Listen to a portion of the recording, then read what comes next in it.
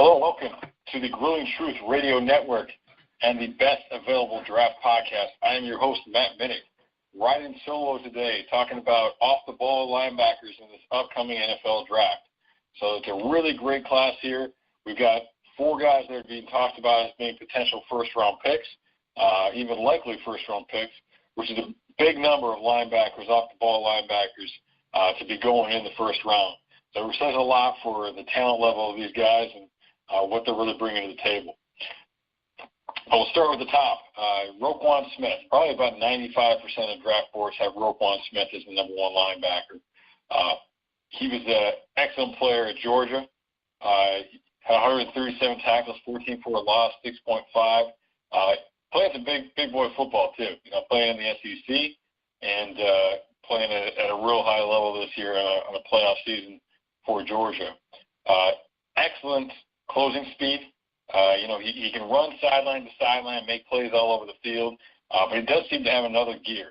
When he's closing in on a guy, he hits another gear, really boosts up that speed, and that helps him bring power with his hits too. He's a big time hitter. When he's hitting guys, they know about it. Matches up well in the pass game on receivers. So that is going to be an issue though with his size when he's going against some bigger receivers and tight ends than you might see in the NFL.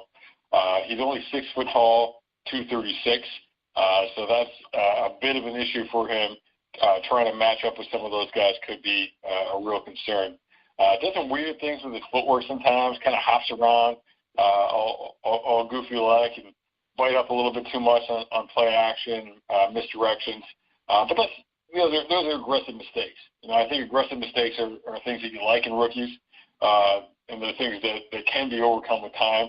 If you're making mistakes, you're making them full speed and making them trying to be too aggressive, that's certainly better than the opposite of that.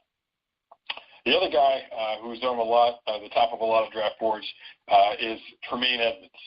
He's generally kind of the consensus number 2 guy in this class. But some people move him ahead of Roquan Smith.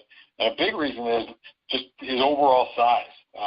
He's kind of like Hassan Reddick last year. Not the same level of production. Definitely good production, but not quite as refined on the field as Roquan Smith. Maybe not quite as NFL ready. Air quotes, whatever that means. But he's got a ton of potential. Being a guy who's super athletic and 6'4", 253. So he's not going to have any problems matching up on some of those bigger guys. I think that's a big reason why people project these bigger linebackers real high is their potential ability to match up in the pass game with big slot receivers and with some of these big tight ends that are getting split out and getting free releases a lot of times too. So that's one thing that people really talk about with Edmonds, but it's not really something we've seen. Hasn't really done that in college in terms of matching up with a big-time tight end with an athletic freak like that, and proving that he could do that. So that's really a projection. The other thing that's really a projection is they say he can come off the edge. It gives you the upside that he can be a pass rusher. Again, we're looking at him because of his size and saying he can do that. And we don't know he can do that. There's guys that don't look like him that certainly can, that have proved it at the college level. We assume because he has some size and some length that he can do it as well. But that is yet to be seen. So that's really a projection for him. But he is an excellent athlete. With great size. And showing some excellent athletic abilities. Gets a little off balance at times. Doesn't do a great job getting off of blocks, which for a bigger guy, for a guy with some length, you'd think he'd be able to strike and disengage. Hasn't really shown that consistently, which is kind of going to be a theme here a little bit because I think a lot of the backers in this class really need to work on that. So that's definitely something he needs to work on. Really, really strong projection. A guy that has a lot of great traits, but we need to figure out, can he put all those things together and succeed at the level that they want him to in the NFL? Another guy who's similar in that regard is Leighton Vander Esch from Boise State. He's 6'4", 256, and he's kind of steadily climbing up people's boards. Now, I've seen him projected as high as ninth to the Bears. I think that's a little crazy. I think that might tie in with the comp that people make between him and Brian Urlacher. Not necessarily a great comp. But he's a big athletic guy. His workout numbers when compared to his 6'4", 256 size, really, show a great mix there, size and speed, and a guy who can definitely develop into something. Only 1 year starter at Boise State, which tells you there's some upside. Tells you there's some room to grow. Also makes you wonder, why did it take him so long to start at Boise State in the Mountain West? So definitely a little bit of a kind of question mark about that. But he had a great year, 141 tackles, 8.5 for a loss, and definitely a player who was performing at a really high level this season. Not all Mountain West. He was actually Mountain West Defensive Player of the Year this year. Unlike some of the other guys, he's really demonstrated that he has good coverage skills. In the modern NFL, with what backers are expected to do, backers is kind of a position that's become less and less important and less valued, because in a lot of passing situations, there's not very many backers in the field. There's two, maybe one. They're bringing in a few extra DBs. Vander Esch is a guy you can leave on there. He's going to do a good job in coverage for you. With that size, again, he projects as being able to match up with some of those bigger slot receivers and tight ends a lot better than any of your DBs are going to. So that definitely is a big factor for him too. Just having that experience and those good coverage skills is something that's going to make him stand out. And again, he's got a lot of room to grow, a lot of upside. Ton of turnovers, both interceptions and fumbles. He just causes problems for the offense wherever he's out on the field. Again, needs to work on his hands. Get off blockers, which, like I said, it's kind of a common thing with college linebackers, particularly in this class. But that's definitely something that he can work on. He can do better at, in a way that he can grow. So Vander Esch, definitely a high upside guy. Projects well into both a 3-4 or a 4-3. I think you see him paired a lot with some of these 3-4 teams. Pittsburgh, Tennessee, possible landing spots for him. Definitely see New England Patriots. That could be a good spot. They definitely are in need for that position as well. And those all kind of fit in there. I think anywhere from like 20 to the end of the first round, probably right about where you're going to see Vander Esch go. So he'll probably end up being the third or fourth backer off the board. The other guy, the guy could sneak in front of him, is Rashaan Evans. And he's kind of a dark horse number one linebacker in the class. There's some people that really like him. The beginning of the scouting season, I was really high on him. And I put him right up there, and I thought he was in the competition with Roquan Smith. The more and more I dove into the film, I see what puts Smith apart. But Evans has some interesting things about him. We talked about how Vander Esch has that experience, in coverage and is, able to do those things that we didn't really see out of Evans. We just kind of project. Evans is 6'1", 232, so not what you expect or necessarily want an edge guy. But he's a guy that started off his career at Bama playing on the edge, and still did it in substitution packages later on. So he can play the inside backer for you. He can go to the edge. So that could be great for like a Pittsburgh. They're looking really for both. He can come in, fill in for Shazier, and Shazier ends up coming back and getting a clean bill of health at some point. They bring him back, and Evans has the flexibility to be an edge guy opposite Watt as well. So a lot of upside there. He's a really explosive athlete, and the way he hits people, I think he's got more explosion in his hips than Roquan Smith does.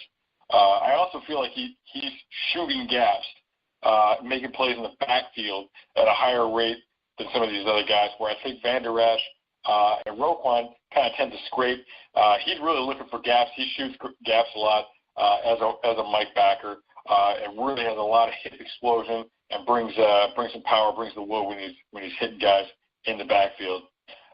So he's got that ability to play Mike back and to really be a filler. He's a good tackler, makes excellent reads, and has had some success as a pass rusher.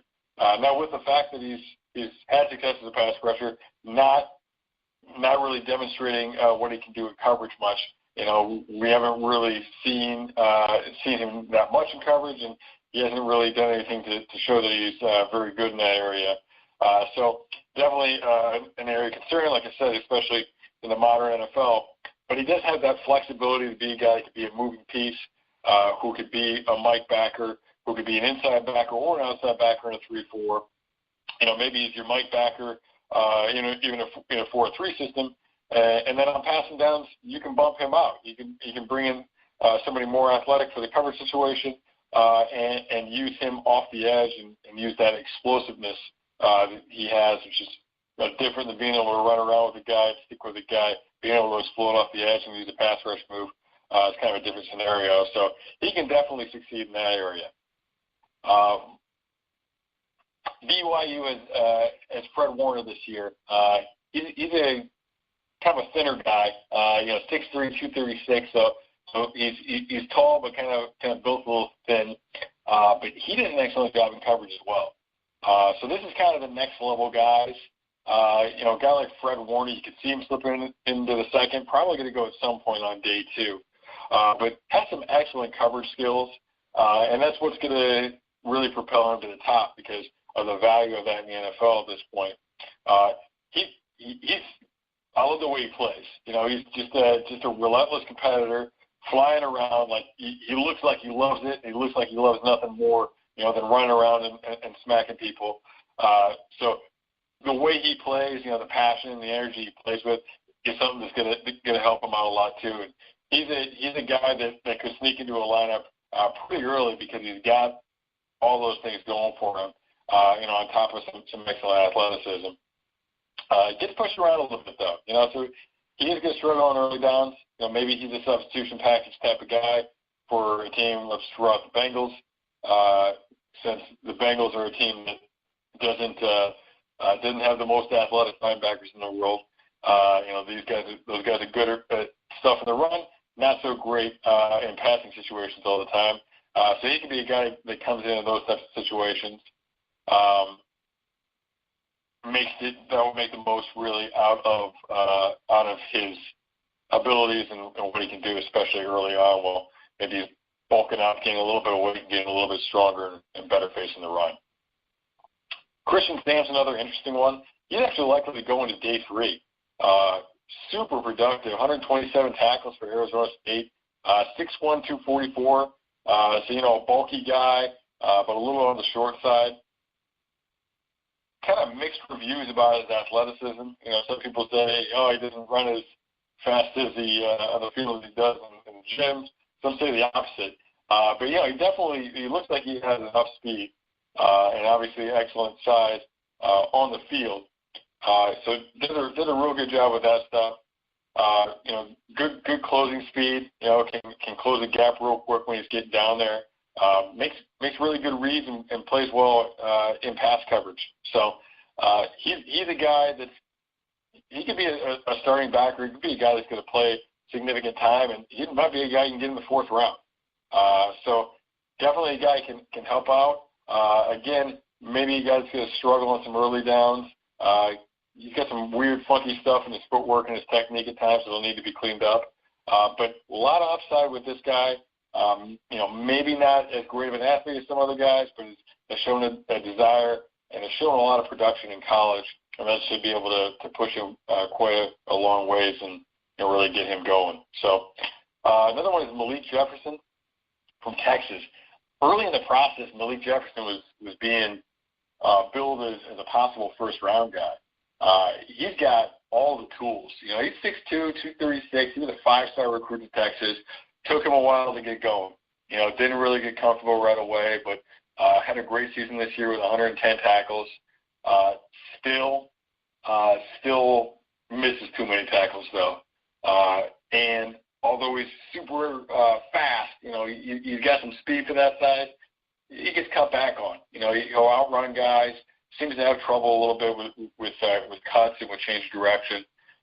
So that is a little bit concerning. But he's a 4- or 5-star recruit that really hasn't gotten his he's found his stride yet.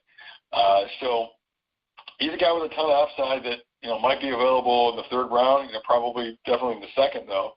Has some excellent bursts. Plays well mirroring the quarterback and in delay blitzes, things along those lines. But missing tackles is a huge problem for him. Also doesn't look particularly great in coverage. So he's a big time projection as a guy who's just very athletic and hopefully can find a home, can find something that he can do at the next level to make the most of that, and maybe coach that can kind of get it out of him and figure out what the best way to do that is. Jannard Avery from Memphis is another interesting guy. He's another kind of solid off the big guy, 6 foot 248. Had a pretty good year at Memphis. He's got some quickness and some agility, within tight confines. So he's kind of the opposite of Jefferson, where he can deal with those cuts and adjust, within the box. So probably, a better in-the-box linebacker, not a guy who's got great long speed, not a guy who's going to play well in coverage for the long period. Matches up well, but he's going to, struggle trying to run with a guy for the course of a play, especially some of these bigger receivers as they open up their stride. He's going to struggle in that situation. But he's a great, A-gap, B-gap Mike linebacker. He can fill downhill. He can, play off counters. He can actually rush the passer a little bit, too, for a shorter guy. And unlike the majority of this class, he gets off blocks. He knows how to engage and disengage from blocks and get in there and make plays. So he's an interesting one who could fit in the right situation, but certainly has some limitations. Matthew Thomas from Florida State, 6'4", 227. So, a bit of a leaner guy. Not unlike Josh Sweat, kind of a guy that never, you see him and you think, what was Florida State doing with this guy? 161 tackles over the last 2 seasons for him. So, good production, not great production. But he's got excellent speed. Shows some explosiveness in his tackling. And definitely got a good short-range burst. But he's a little bit awkward in his movements, as sometimes happens with taller guys. Doesn't really transition very well. Started getting off blocks again, and he seems lost in coverage at times. Like he's just kind of hanging out, lost in space out there. So again, an athletic guy with some size could probably afford to add some bulk. But a lot of high-end potential on that. Segre Sales from Indiana, another guy that's worth noting. He's got some interesting aspects to his game. He's an excellent special teams player, which you don't see out of the best defensive player on a team in the Big Ten very often. But he did some really good things on special teams, both punt and kickoff. 89 tackles this past season, but a year ago he had 125. So, for some reason there was a drop-off there. He also had 7 sacks in that 2016 season. So a bit of a drop-off between seasons there. He's got good size, makes pretty good reads. Doesn't really seem to have any burst or second gear. Not bad speed, but just didn't have that extra gear, that extra closing speed that some of the other guys do. So, kind of a middle-tier athlete, I'd say. But a lot of production, a lot of experience, and a guy that can come in there, contribute for you on special teams, and a guy that can kind of be trusted and can probably be plugged into the lineup in a pinch pretty quickly. but maybe not with the upside of some of the other guys. Virginia's Micah Kaiser is kind of in the similar ilk. He's kind of an old school, I think in the box type of guy, but he's not afraid to put his face in there. And again, like Avery from Memphis, he's going to get in there. He's going to use his hands. He's going to get off blocks, make a lot of tackles. He had 143 tackles at Virginia this past season. So definitely somebody that's been real productive. He's kind of got that old school mentality. Not great in coverage. Not somebody that's going to help you out necessarily, largely in that area, but excellent in the box. A gap, B gap, kind of Mike linebacker. Ohio State's Jerome Baker's another interesting one. A possible day two guy. 155 tackles over the last 2 seasons. So he had a lot of production even last year with McMillan, or excuse me, even 2 years ago with McMillan there, who was a mid-round pick last year as a Mike backer. Baker's only 6'1", 229, so a little on the thinner side, but played in a good college system. Had some success in that area, and just a little bit limited because of his size, but has some good athletic traits, to back up some of that stuff. Finally, the last guy I'll talk about, probably a name people have been waiting to hear, Shaquem Griffin from Central Florida, and I mentioned him because I don't know if he really belongs in this group. He is a lighter guy. But I'm not going to say he should be playing safety. I actually think he's more of an edge player. And the reason is that's what he's done. That's what we've seen, and he's good at it. Despite the fact that he's a smaller guy, he's had a lot of success screaming off that edge for Central Florida. Does some decent things in coverage, shown some ability there, and obviously we saw some good speed at the combine. He's 6'1", 229, which is not terribly small for a linebacker, a little undersized for a linebacker, a little thin for a linebacker. Not what you're expecting in an edge player. But he could be kind of that complementary edge player, that guy who gives you a little bit of a different look coming off there, and he's going to attack tackles and other offensive players on the edge there quite a bit differently than you're going to get from the tall, long guys that they're seeing on a regular basis. So they won't get that same separation, but the way they come at him and coming at him from a distance, he could be a really interesting substitution package kind of guy. But I don't really think he belongs in this group. He's really more of an edge player, even though he doesn't look like those guys. But he's definitely a guy more kind of in like the Lorenzo Carter from Georgia kind of ilk. Lorenzo Carter, another guy I didn't mention, really more of an edge player. Can be a 3-4 outside backer, which is technically an edge player. And he's got the size and the ability to do those things, but not really fitting as an off-the-ball backer. At least that's not what he should be doing. That's not what the best thing for him is. That's not where he's going to be at his best. So, interesting group of linebackers. We mentioned the top 4 guys with Smith, Van Der Esch, Edmonds, Rashawn Evans. All those guys could be instant starters for somebody who could be really good in the right situation.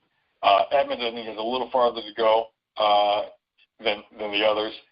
Van Der Esch, I think, because of his ability in coverage, he'll get a chance earlier. I think he'll have some more success earlier, and he could be a real good pick. But he's definitely got some things that he needs to work on as well. Warner, Sam, Jefferson. Those are guys that could really step up and do some things at the next level. They're a little bit more projections, but they're guys that you can get around 2 through 4, and maybe they're starting for you in year 1. And I think especially in the case of Warner and Jefferson, I think there's a lot of upside there. Warner probably a safer pick than Jefferson for sure. And I would say that you're probably not getting as much upside with Sam, but all have the ability to contribute to the next level and could be real good players. for somebody and can contribute to somebody making a run. So that's it for Linebackers for the best available draft podcast here on the Ruling Truth Radio Network. One more to go. Wide receivers coming up will be out shortly. And then don't forget, we've got our live draft show Thursday night. We will be covering the entire first round from pick 1 to pick 32. It is going to be an extremely interesting draft. And believe me, you'd rather hear me, Mike Goodpasture, and our assortment of guests talk about it than Mel Kiper and some of those other dopes on TV. So you got to listen to somebody. Hey, it might as well be us. Turn us on, check it out. We're going to have some interesting guests, some former NFL players. Will be there with us as well. So we'll get some great takes on things, and it's gonna be a fun night. It's gonna be a really interesting night to see where all these quarterbacks shake down. There's definitely going to be a handful of trades. Hey, what's going to happen with Lamar? Is Mason going to be a first-round guy? So there's going to be some drama on Thursday night. So definitely tune in, check it out, and see what's going on with that. So for the Grueling Truth Radio Network, I am Matt Minich, and I will see you on Thursday.